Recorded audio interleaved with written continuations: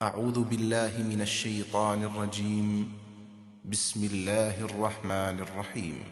ألم تر إلى الذين أوتوا نصيبا من الكتاب يؤمنون بالجبت والطاغوت ويقولون للذين كفروا هؤلاء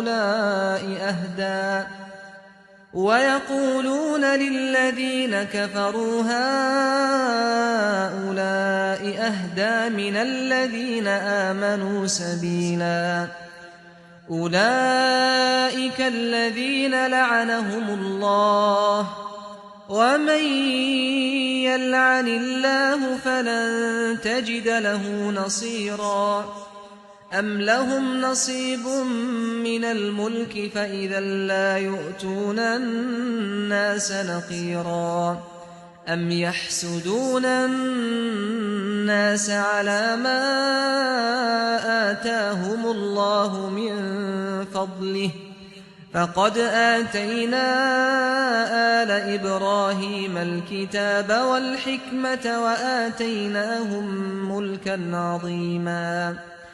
تم نے دیکھا نہیں ان لوگوں کو جو خدا کی کتاب سے بہرہ یاب ہوئے، یہ جبت اور طاغوت پر عقیدہ رکھتے ہیں اور منکروں کے متعلق کہتے ہیں کہ ایمان والوں سے زیادہ صحیح راستے پر تو یہ ہیں۔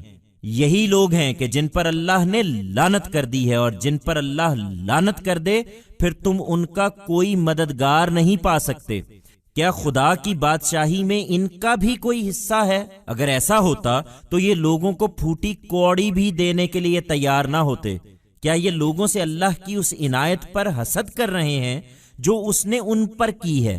یہی بات ہے تو سن لیں کہ ہم نے تو اولاد ابراہیم کی اس شاخ کو اپنی شریعت اور اپنی حکمت بخش دی اور انہیں ایک عظیم بادشاہی عطا فرما دی ہے۔ Have you not seen the people who were given God's book? They believe in Jit and Taghut and say of the disbelievers, they are better guided than the believers. It is these very people on whom God has laid his curse, and those who are cursed by God, you can find none to help them. Do they also have a share in God's kingdom? If this was so, they would not have been prepared to give even a useless penny to people. Are they envying people on what God has blessed them with? If this is the case, then they should listen.